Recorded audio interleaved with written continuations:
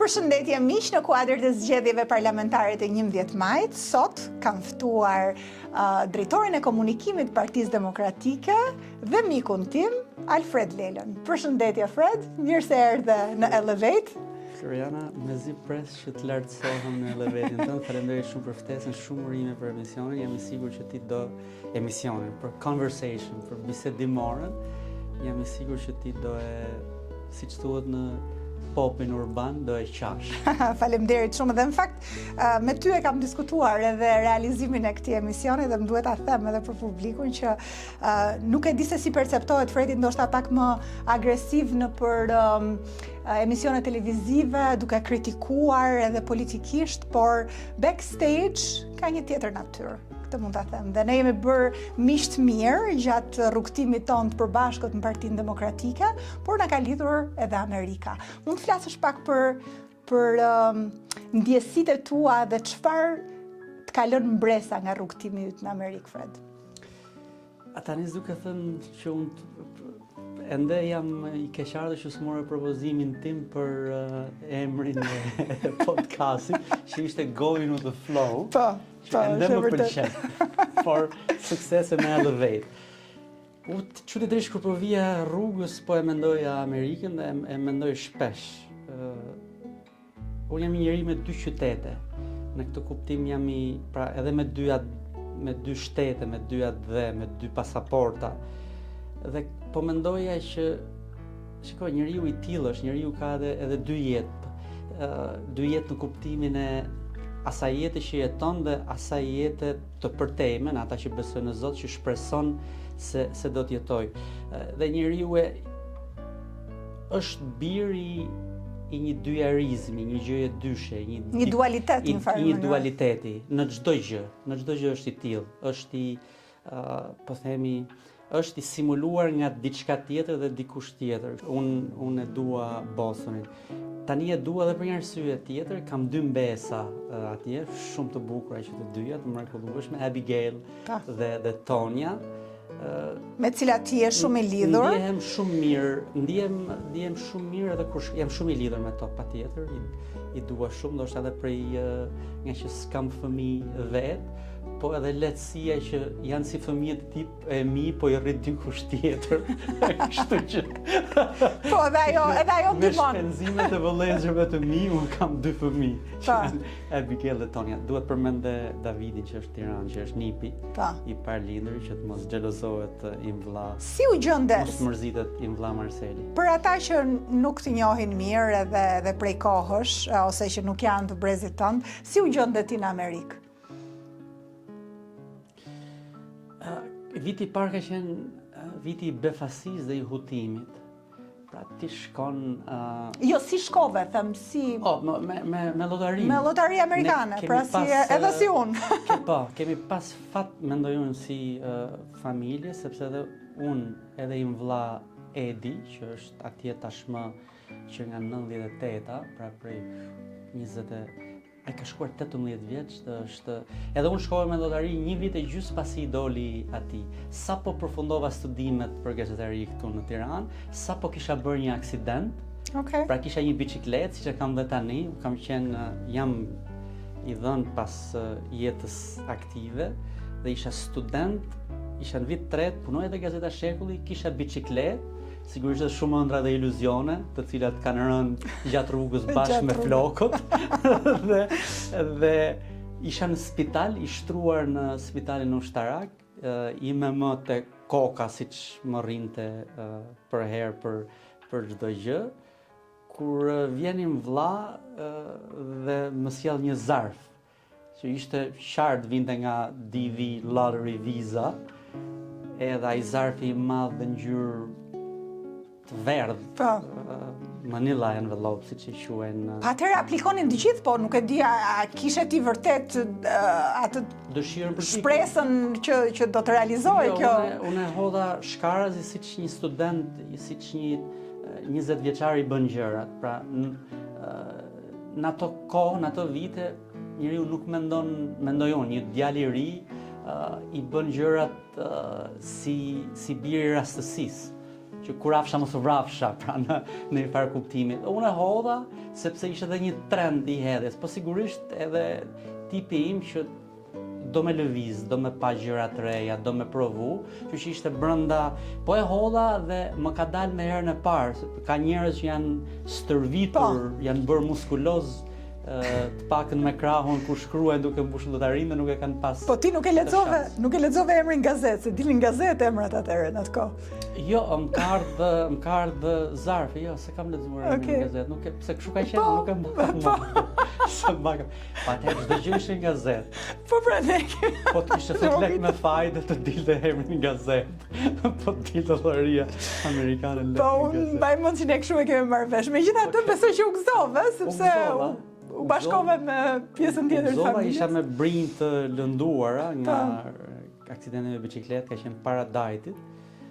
Po u gëzova dhe isha gati për ta provuar. Unë kam kaluar shumë kohë duke u magjepsur me madhësinë e vendit, me gjërat, ishte viti 2000, unë isha djalë ende i ri, Shqipëria ishte ende e varfër, pra më e varfër, më problematike se që është sot, sepse kanë kaluar tashmë 25 vite nga ajo kohë, pra Shqipëria ishte ende në fillesat e saj, kështu që ishte edhe habia dhe magjepsja, edhe me madhështinë, po edhe me bollëkun, pra me shumë llojshmërinë e produkteve, të komerciales, të gjërave, pra aty gjërat ishin në një masë dhe unë habitesha nga kjo, habitesha nga grattacielat, nga makinat, pra mbaj mend një makinë që kishte një shok i vllajt tim, që ishte një station wagon, ajo ishte në fakt një makinë e vjetër, po mua më duke një gjë që tani se si ka mundësi që të më duke ajo vjetërsirë gjë, po më duke se ishte amerikane, kishte ato pellushin në ngjyrë velvet të purpur, pra më duke një gjë përshtatja pastaj është, përshtatja kam përshtypjen që ka të bëjë edhe me sa ti do ta brendësosh Amerikën, do ta përqafosh ose jo. Dhe unë mendoj që ti e ke përqafuar gati, po, unë mendoj që kisha shkuar gati sepse e kisha bërë gati veten për Amerikën edhe pa shkuar në Amerikë, letërsia, leximet, historia, ëndra, po themi amerikane dhe si koncept letraro filozofik, dhe habitesha kur ndeshja shqiptarë që kishin shkuar atje para meje dhe ankoheshin. Dhe mua kjo më habiste, sepse më habiste për këtë arsye, njeriu kur i ka dy mundësi, pra mund të bëj këtë ose këtë, nuk ankohet, zgjedh atë mundësi që e bën të ndihet komod, dhe ju thoja disa prej tyre që ankoheshin, po pse ankohesh, ti ke ardhur këtu se ke dashur.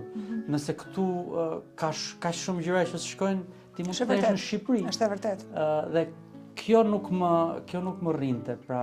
Kështu që ti vendose që të amerikanizohesh, ta shijoje dhe ta jetoje plotësisht atë mënyrën amerikane në atë kohë. Mendoj se po. Nuk e dija shiko, ngaherë kur e mendoj mbrapa, them që mund të kisha ushtruar pak më shumë intensitet në jetën time, pra të kisha qenë pak më i ri në rinin time. Këtë ngaherë më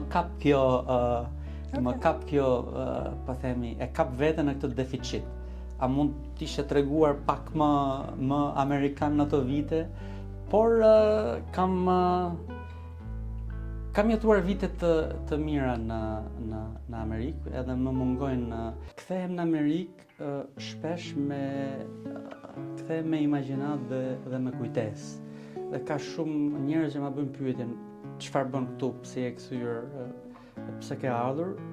Po unë nuk e kam të dilemë, pra kjo dualitet, kjo dyjarizëm apo dikotomi ka rënë sa i takon zgjedhjeve të mia. Unë tani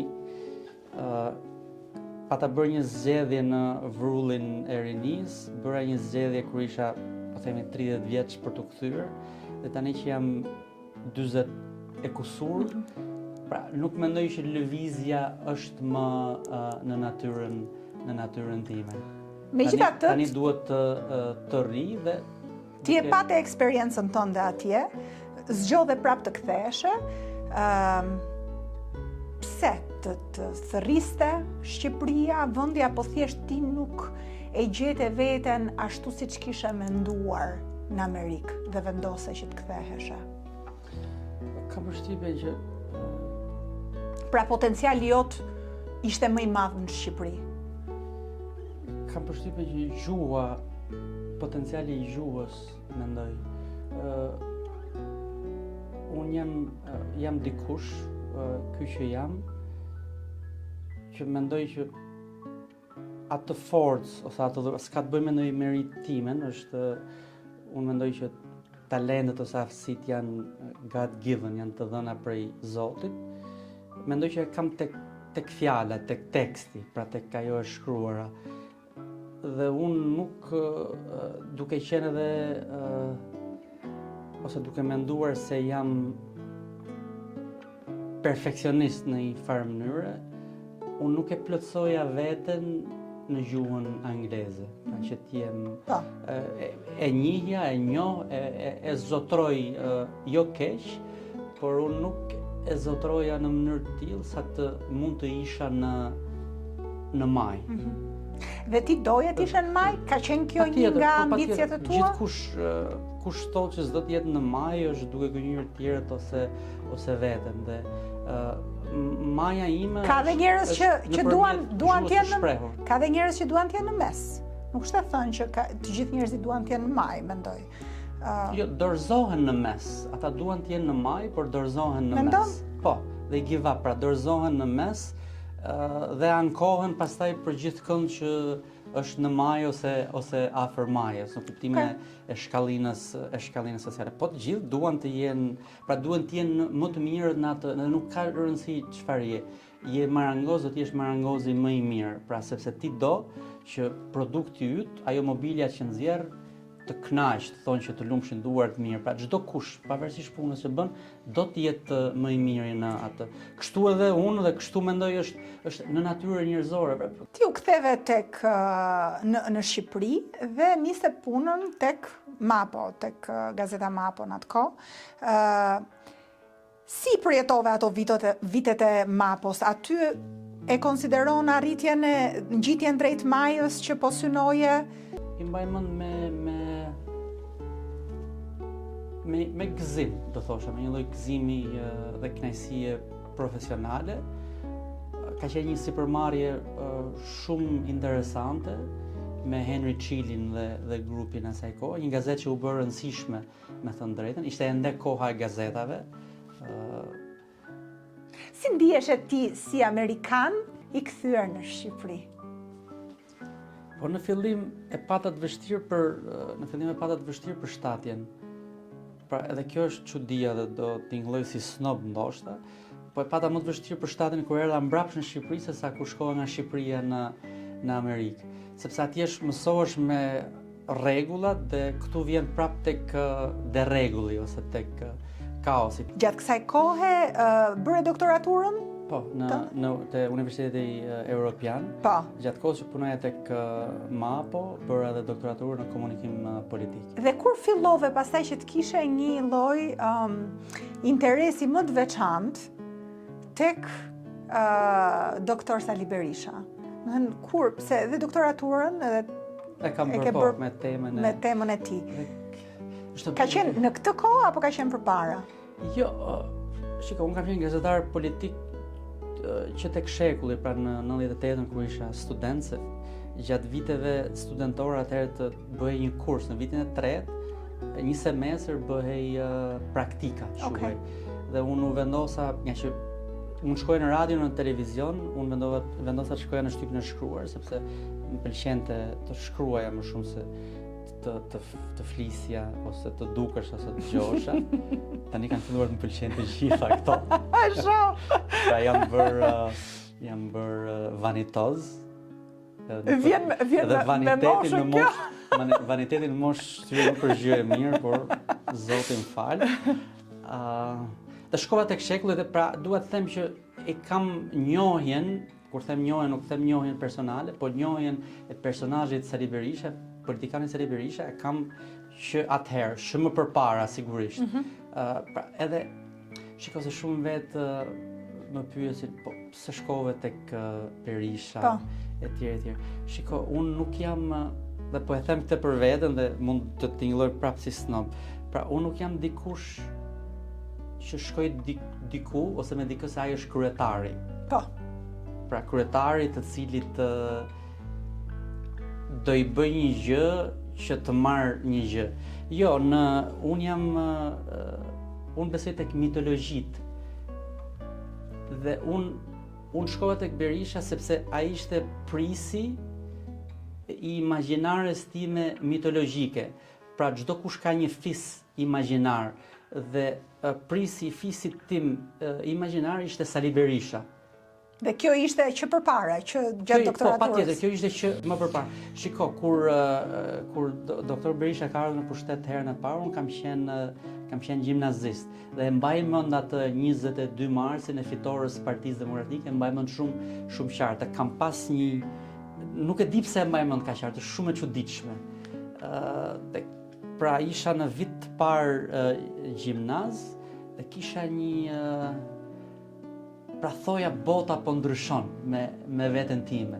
Pra isha shumë i egzaltuar ose i elevatuar I lartësuar, pra më duke një gjë që bota ndryshoi. Në fakt bota ndryshoi. Jo, sigurisht ndryshoi, për shqiptarët. Unë megjithatë sa kisha mbaruar të vjeçar, pra isha akoma një adoleshent dhe e kisha këtë dhe ndoshta kjo ishte mitologjia ime. Dhe mitologjisë nuk i shpëton dot.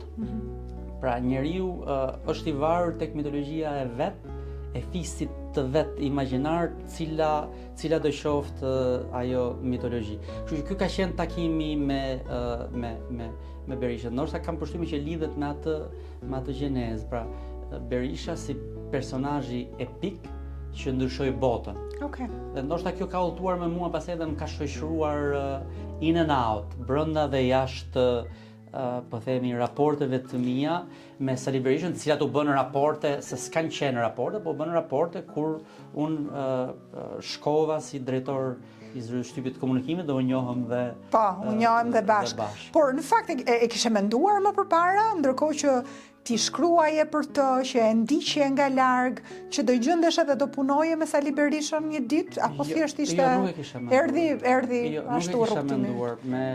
Beteja e Sali Berishës u bë dhe beteja ime. Unë më kujtohet kur doktor Berisha, zoti Berisha u shpall nën Grata dhe kam shkuar, isha në punët e mia dhe për të shfaqur solidaritetin tim, unë nuk kisha ndonjë mënyrë tjetër përveç se të bëja shkrimet e mia dhe të jepja intervista në debatet e mia, kam shkuar te konferenca e shtypit e doktor Berishës në Rogner. Pra ishte mënyra dhe nuk shkova tek gazetarët, pra ndejta diku po unë duke qenë fizikisht aty mendoja që jam duke shprehur solidaritetin tim edhe fizik për mua me një padrejtësi të madhe që i bëj atij burri. Pse?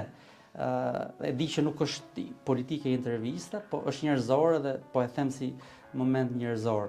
Tani mua më duke e pandershme intelektualisht, tani unë s'isha më gjimnazisti i dikurshëm që pra kisha të hovin iluziv të adoleshencës dhe të rinisë që mund gënjesha. Tani unë isha një 40 e ca vjeçar që kisha parë botë, kisha parë Amerikë, kisha lexuar dhe kam lexuar dhe unë nuk e pranoja dhe më duke si fyre intelektuale që Amerikat, së cilës unë i besoj dhe e dua, e cila na kishte thënë shpesh gjatë viteve që nga koha kur isha në gjimnaz, se ky Sali Berisha është një far burri, pra ka një statur, është i rëndësishëm, muri i Berlinit, komunizmi, rënja, Qofse doni shikoni një demokraci në funksion? Po edhe kjo, e Clintonit, po edhe më parë kur e quanin Washingtonin e Shqipërisë, pra ishin senatorë amerikanë që kishin thënë gjëra të tilla. Tani thonin që ky është i korruptuar dhe minuesi i demokracisë. Që ajo ishte një dam që i vije Shqipërisë. Pra nuk ishte, pra se si nuk e nxirrnin inatin personal dhe për ta parë, dhe janë edhe këta që sot thonë që se ne i kemi futur Shqipërinë në hartën e turizmit, kemi bërë të flitet mirë për Shqipërinë. Po si mund të flitet mirë për një Shqipëri, ish presidenti dhe ish kryeministri së cilës ka një non grata që tani kush kishte kush nuk ishte i verbuar nga ideologjia dhe nga politika e dinte që atëherë që ishte pa merituar, po tani e di fare mirë që ishte e pa drejt, e pa merituar, e pa vënd. Dhe këta njerëz rrinin dhe lebetisnin edhe ndërgjegjen e vetes nëpër ekrane, duke thënë që po, se Sali Berisha e ka minuar demokracinë. Po ti e ke pasur gjithmonë këtë sens të së drejtës, apo thjesht u evidentua në këtë rastin e Sali Berishës për shkak të afinitetit emocional që ti mund të kesh pas për të në vite?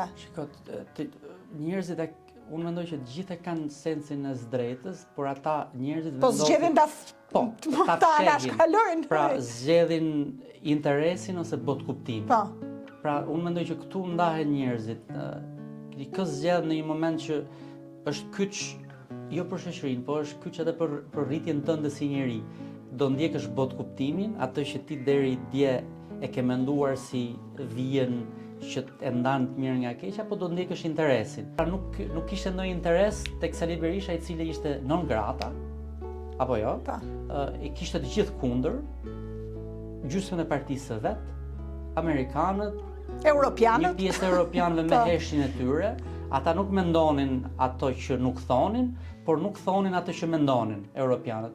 Kështu që po ndoshta ishte don kishotizëm nga ana ime, nga ana doktorit shumë më e madhe, por doktorit bravo i qoftë sepse bëri një betejë dhe tani nëse unë dhe ti do donim të rrihnim shpatullat e njëri tjetrit, mund të themi njëri tjetrit se ne ishim aty që në ditët e para kur kjo betejë luftohej me gjithmonë. Po në fakt kjo është e rëndësishme, mendoj, sepse tani në retrospektiv kur njeriu mendon për ato akte të rëndësishme që ka ndërmarrë në jetë, besoj që ky akt do mbahet mend edhe nga ti, edhe nga unë, do jetë diçka që mund t'i përçojmë dhe t'i tregojmë edhe fëmijëve, edhe diçka që ja vlem, mendoj, për të qenë krenar. Edhe në fakt, edhe ti në jetën tënde ka mbaruar një kapitull, ka filluar një tjetër, mbas gazetës Mapo dhe doktoraturës, pastaj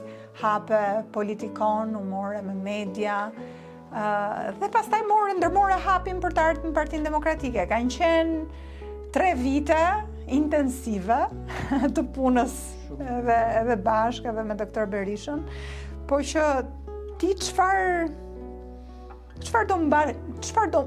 mban mend? Domethënë nëse i bën një bilans këtyre 3 viteve, çfarë të ka motivuar dhe frymëzuar më shumë gjatë kësaj kohe?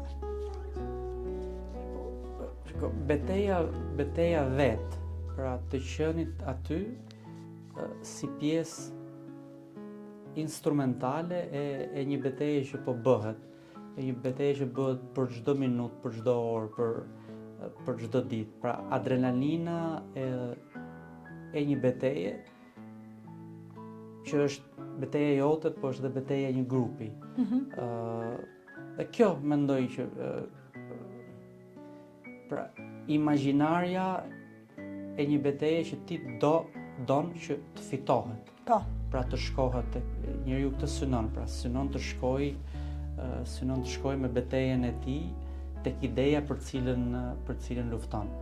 Dhe kjo mendoj kjo është gjëja më kryesore, pastaj nëse e zbërthejmë në terma më mekanik, ka sa duash, po kjo është ajo, po themi në sipërfaqen ose korniza e gjës, kjo është. Unë për atë betejë shkova dhe i erdha dhe i besoj asaj beteje derisa të mos i besoj më. Ma bëjnë edhe derisa kur të dorëzohem. Po. Pra se dorëzohet o luftëtari ose beteja. Ma bëjnë dhe mua shpesh dallimin mes televizionit edhe politikës, po unë dua ta dëgjoj nga këndvështrimi jot. Dallimi mes gazetarisë dhe politikës, domethënë ti që je gjendur në këto 2 botë, që e ke lëshuar njërën botë, e ke hyrë tek bota e politikës, edhe pse ke vazhduar punën si analist në për studio, edhe ke shkruar, edhe ke mbajtur edhe portalin tënd. Çfarë do specifikoje që është ndryshe? Po, kam qenë në këtë dualitetin, në këtë dikotomi që tha që që të ndjek gjithmonë si personazh. Pra, unë nuk kam qenë drejtori tipik i komunikimit, pra, unë kam qenë drejtori i komunikimit, por kam qenë dhe gazetari. Po. Pra, ndryshe, po të vësh re në botën e drejtorëve të komunikimit dhe këtu dhe jashtë, janë të prapa skenës. Pra, unë kam dalë edhe në skenë, Pse e ke kam bërë qenë këtë? dhe në prapa skenë. Po mendoj se isha i dobishëm si i tillë. Pra, e kam bërë për dobin, jo për koha dhe lodhja më janë shtuar ta pranojmë këtë. Por isha i dobishëm dhe gjithashtu doja të thoja që idetë e mia nuk i kam vetëm që të tjerët i përvetsojnë. Idetë e mia dalin mbroj po vetë në publik.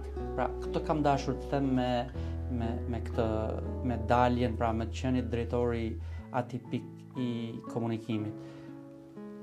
Tashmë nuk kam mendoj që kufijt mes politikës dhe medias pothuajse janë shkrirë, me thënë të drejtën. Pra, media dhe politika kanë shkuar në një simbiozitet të padallueshëm. Pra, pothuajse janë bërë një. Kjo është edhe për arsye të teknologjisë, po kjo është edhe për arsye të polaritetit. Polariteti është shtuar. Me shtimin e polaritetit shtrëngohen edhe radhët. Me shtrëngimin e radhëve kërkohen edhe aleanca. Dhe kjo i ka bërë politikën dhe median të mos dallohen më. Kjo ndoshta lidhet edhe me atë që thash për veten, që një drejtor komunikimi që është aktiv edhe në media. Pra, unë, si më thënë, jam në një farë mënyrë sinonimi i kësaj shkrirjeje. Po, shikoni edhe televizionet, edhe portalet, pra, kanë filluar në një farë mënyrë të jenë krahët intelektual ose të paarmatosur të partive politike. A është kjo gjë e mirë? Po. A është gjë e keqe? Nuk e them dot. Se po ta themi ose po ta them, kam përshtypjen që bie në konotacione morale. Po sa ke qenë ti i ndershëm me veten edhe me ato gjëra që ti ke besuar, kur ke dalur dhe ke bërë betejat mediatike, politike, çdo natë nëpër emisione televizive, i ke besuar gjithmonë, asaj që ke shprehur, apo është dashur që të ndryshosh në një farë mënyre duke u përfshirë në politikë? Po i kam, shiko, nuk është se nga koha kur isha pa ardhur në PD dhe nga koha kur erdhëm në PD nuk është se ndryshoj shumë në atë që unë thoja. Pra, s'ka ndryshuar. Paka shumë të njëjta gjëra thoja, po unë shpresoj që të mos kem qenë shumë partjak. Se ka një mesazh politik i cili drejtori i komunikimit e di se çfarë është, po është tjetër ta marrësh mesazhin politik që janë disa fjalë dhe t'i fusësh në lëndën dhe fal Zotit shqipja ka qindra mijëra fjalë dhe aty ato të përshkëndin në lëndën masive të fjalëve dhe është tjetër të dalësh të thuash fiks një gjë, sepse të krijon një lloj të bën një lloj automatizimi të njeriut. Unë shpresoj që këtë mos ta kem bërë, pra ta kem ruajtur gazetarin edhe si drejtori i komunikimit. Pra mos të kem qenë dikush për cilin ata që kanë parë kanë thënë, po ky ka ndryshuar tërësisht dhe po bën rolin e tij si partijak. Unë do doja që ti Fred më tregoje për ata që nuk e din, se si është një ditë tipike e drejtorit komunikimit në Partinë Demokratike dhe si është një ditë tipike në fushat e drejtorit komunikimit në Partinë Demokratike. Në fushat është ditë-natë, nuk është ditë. Pra, tani në kohën e fushatës, pra prej 2 javësh, unë vi para orës 9 në zyrë dhe dal pas orës 11. Pra, janë diku te 15 orë intensive. Atë zyrën e quan kull shpesh herë. Po, kanon kulla ku është mbyllur jo ose kuka, po Alfred ose kuka. Tani, për ata që nuk e din, zyra e Fredit mbart shumë vetë, nuk e di pse i ngjit të gjithëve dhe shkojnë e mblidhen aty. Dhe gjenë së fundmi edhe Amerikan, edhe të huaj të tjerë, edhe këta partjakët, edhe jo partjakët, edhe veç kur shihen atje. Janë shtuar tani Floriana, ti e mban mend kohët kur Atë po thosha madje edhe në një emision, më bëhet qefi kur shikoj kaq shumë Amerikanë në Partinë Demokratike.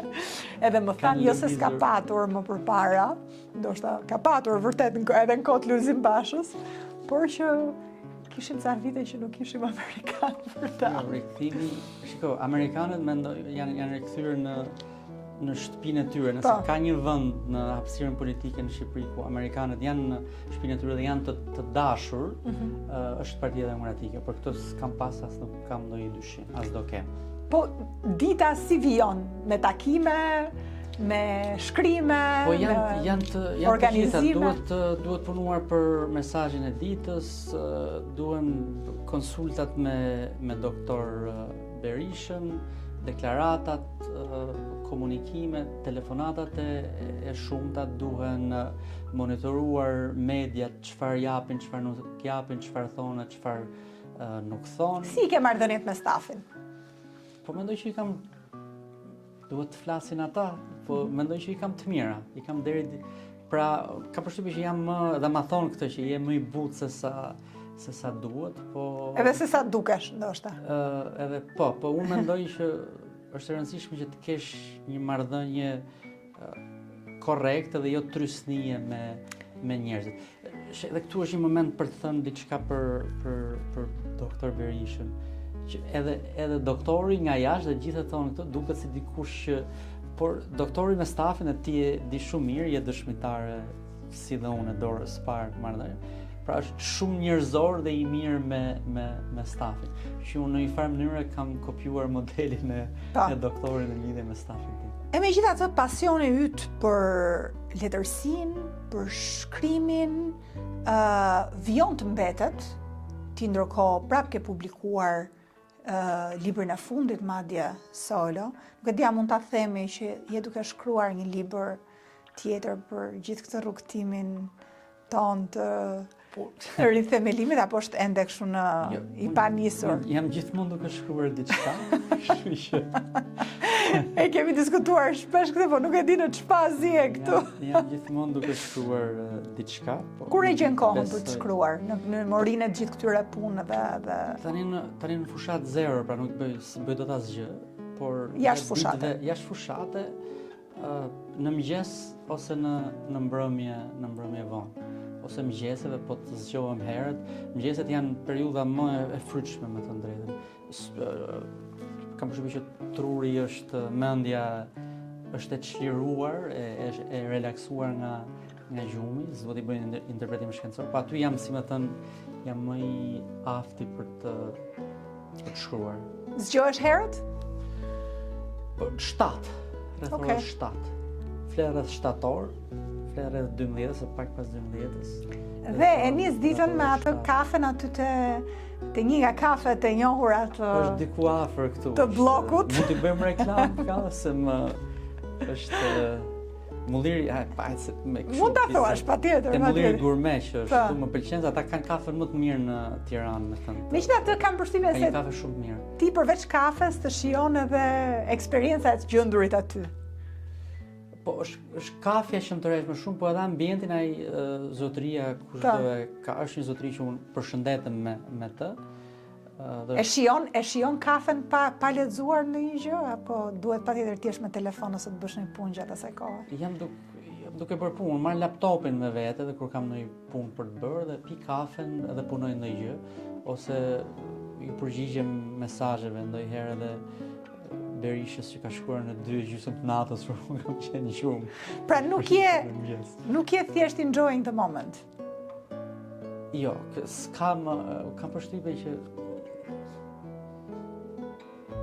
jo më, Floriana. Këto 3 vite kanë pas edhe që ti jem tani komplet i hapur.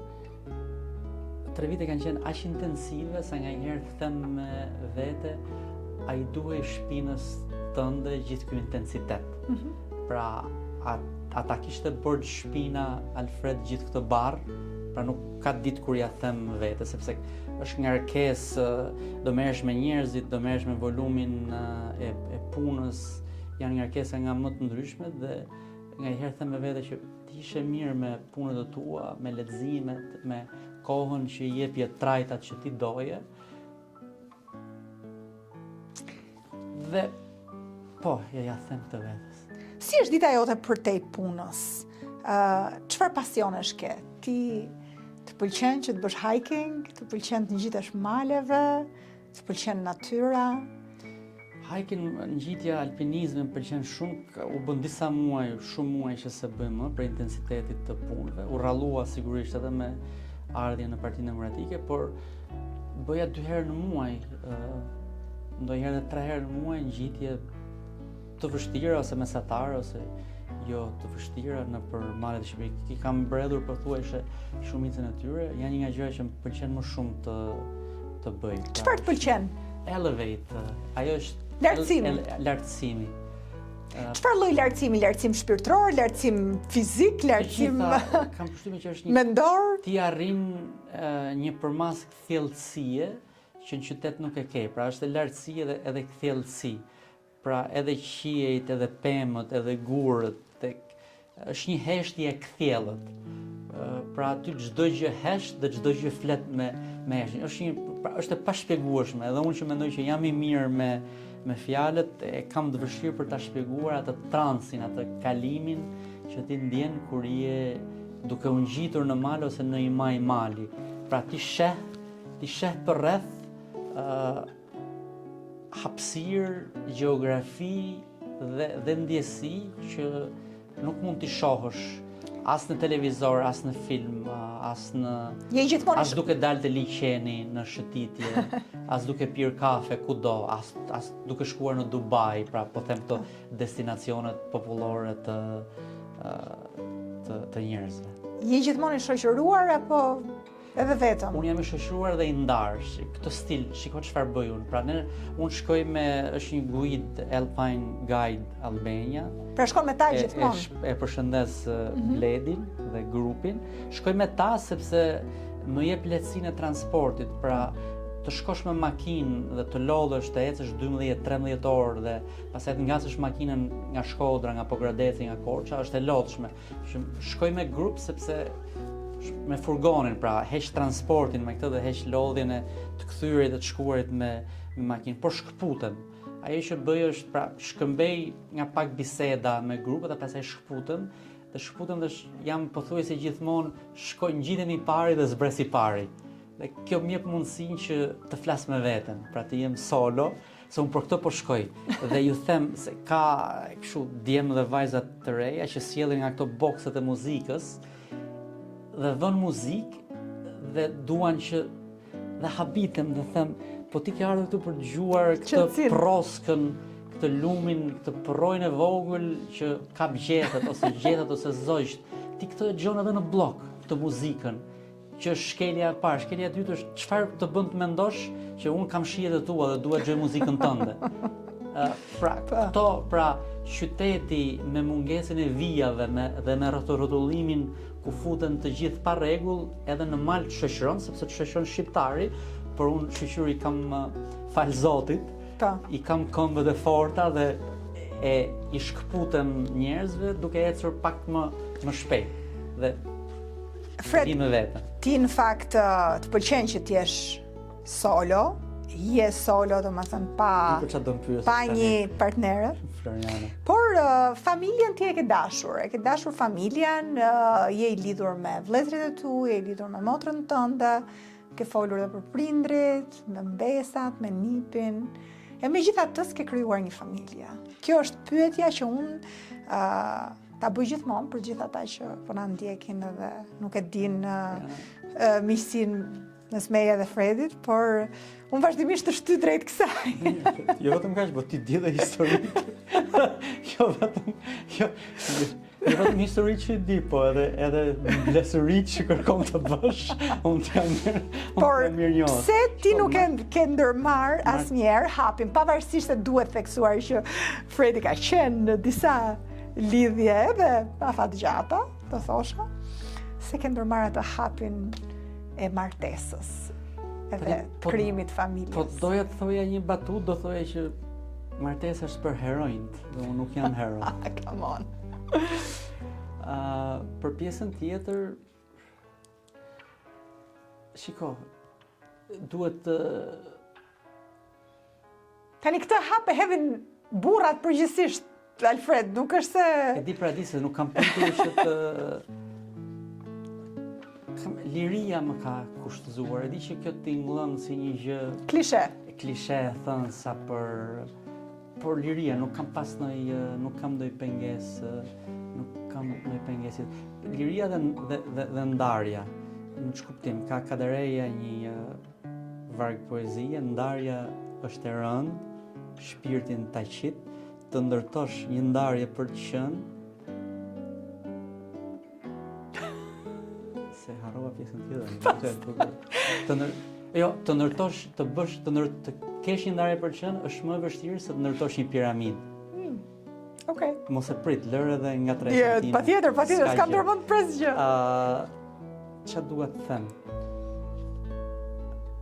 Unë kam gjetur gjithmonë vështirë ndarjen nga partnerët. Është gjëja më e vështirë që një burr mund të bëjë, ose të pakën ky burr që jam unë. Dhe kam menduar gjithmonë që në martesë kjo trafishohet. Kjo momenti që ti do të ndahesh, vjen momenti i ndarjes, sepse vjen gjithmonë momenti i ndarjes. Ose jo.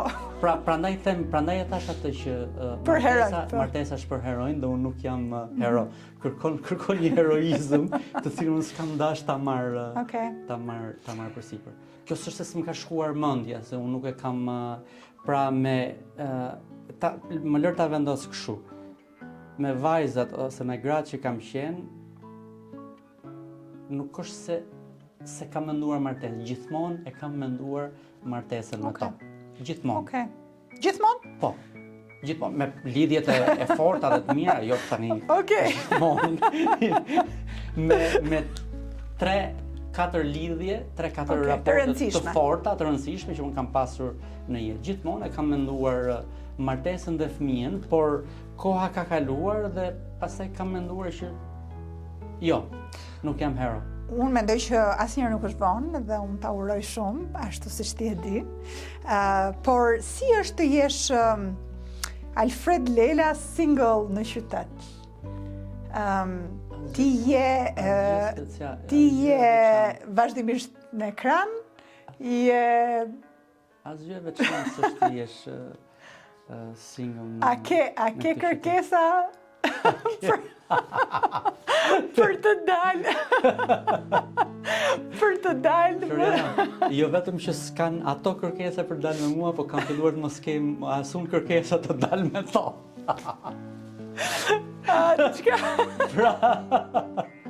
Diçka duhet ndryshoj këtu, jam e bindur. Edhe në fakt edhe jeta e çifteve në Tiranë më sa shoh ka ndryshuar me kalimin e kohës. Megjithatë kjo pjesë është interesante në fakt sepse ne kemi parë se si ka qenë jeta e singleve në New York, në metropole më të mëdha, edhe Tirana ka qenë gjithmonë ai qyteti i Shqipërisë tradicionale ku njerëzit martohen, krijojnë familje, po tani në fakt Tirana ka ndryshuar. Ka ndryshuar. Pak e tillë, është si çdo. E ke ndjer ti Tiranën, të ndryshoj? Ndryshimin patjetër, po.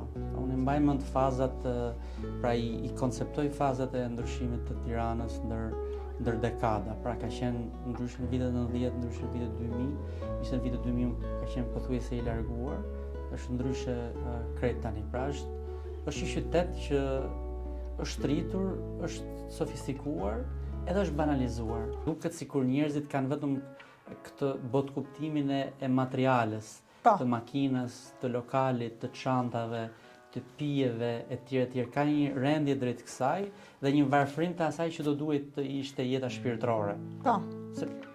Po ti, si e ke ndjer veten që të ndryshosh me kalimin e viteve bashkë me Tiranën? Ndërkohë që Tirana është bërë e tillë, ti si ke ndryshuar? Unë jam bërë më cinik. Pra, raporti ky është, pra ti kam përshtypjen që njerëzit kalojnë vitet dhe pse bëhen cinik? Sepse bien iluzionet. Okay. Dhe kur bien iluzionet, ne folëm për ato mekanizmat mbrojtës, për amortizatorët që njeriu zgjedh, dhe që njeriu të ruaj edhe sanity, pra të ruaj mendjen, I duhet të ndërtoj mekanizma të reja kooptimi, pra bashkërendimi, bashkëveprimi me shoqërinë, me njerëzit dhe me vendet. Që cinizmi është mburoja ime.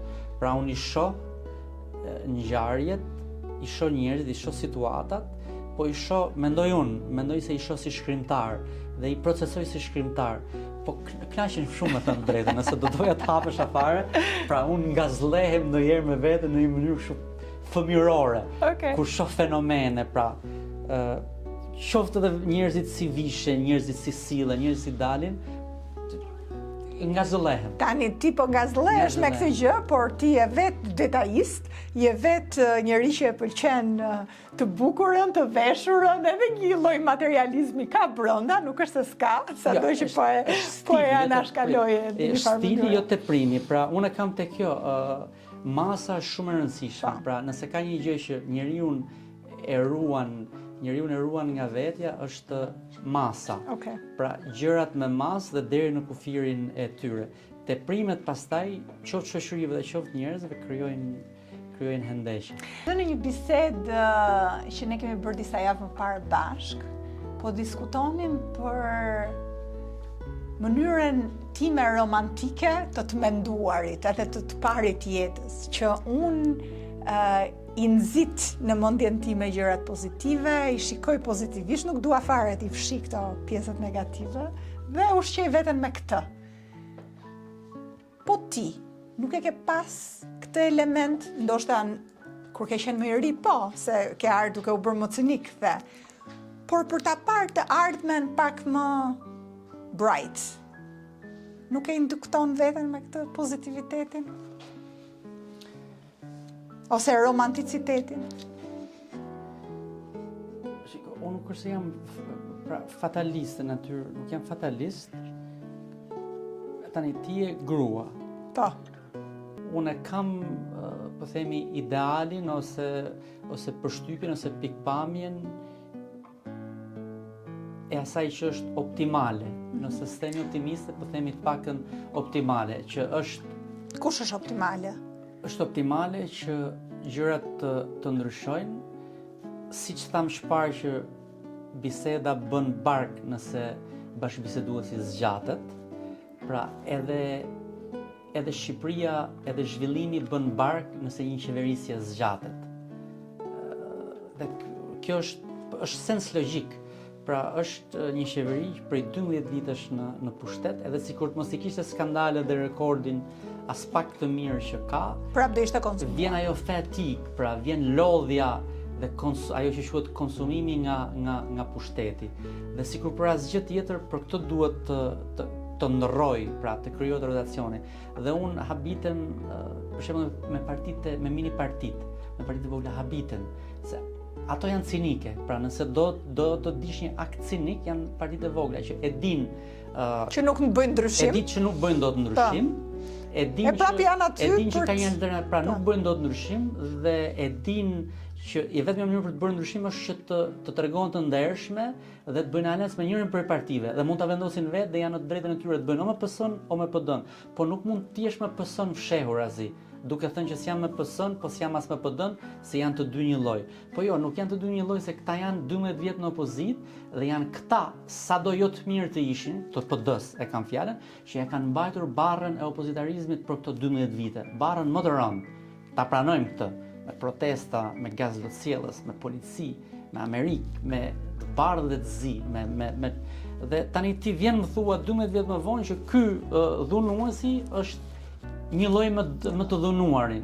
Pra ky është cinizmi par excellence. Jo, cinizmi im është cinizëm intelektual, nuk I prish punë kujt. Pra është që unë të jetoj okay me veten në ato korniza që I ndërtoj vetë. Ky është cinizëm shoqëror dhe politik. Dhe një zgjedhje optimiste që mund të bënin, të thonin që ne duam t'i sigurojmë Partisë Demokratike, opozitës, e heqim Partinë Demokratike, një mazhorancë të brisht. Çfarë do të thënë mazhorancë e brisht? Që ajo është në pushtet me ne nuk i ka gjitha mekanizmet e kontrollit, sepse ky tjetri ka gjithë mekanizmet e kontrollit. Ne jemi mekanizmi që e bëjmë të brish majorancën e Sali Berishës dhe të Partisë Demokratike. Kjo do kishte qenë llogaria politike inteligjente e minipartive. Nuk e kanë bërë. Edhe patriotike. Pra, politikisht nuk qëndrojnë. Pse nuk qëndrojnë? Nuk qëndrojnë sepse për çfarë jenë politik? Jenë politik për të ndryshuar diçka, për të bërë diçka. Nëse jenë politik vetëm për të plotësuar delirin e vetes, pra jam edhe unë një lloj lideri, dal në televizion, marr intervista dhe 10 vjet me duar trokasin, kjo është plotësimi i delirit tënd, nuk është plotësim i nevojës së vendit. Vendi ka nevojë për një zhvendosje. Mekanizmat për ta bërë zhvendosje janë disa. Mini partit kanë në dorë që të bëjnë diçka dhe nuk po e bëjnë. Unë kam optimizëm se po të mos kisha pas këtë ndriçim të optimizmit, do kisha zgjedh diçka tjetër. Pra nuk do i kisha besuar që ndryshimi mund të ndodhë, dhe ndryshimi mund të ndodhë me këta njerëz. Okej. Përfshirë këta njerëz, përfshirë dhe mua dhe ty. Dhe me urimin më të mirë për ndryshimin, faleminderit Fred për këtë bisedë. Faleminderit.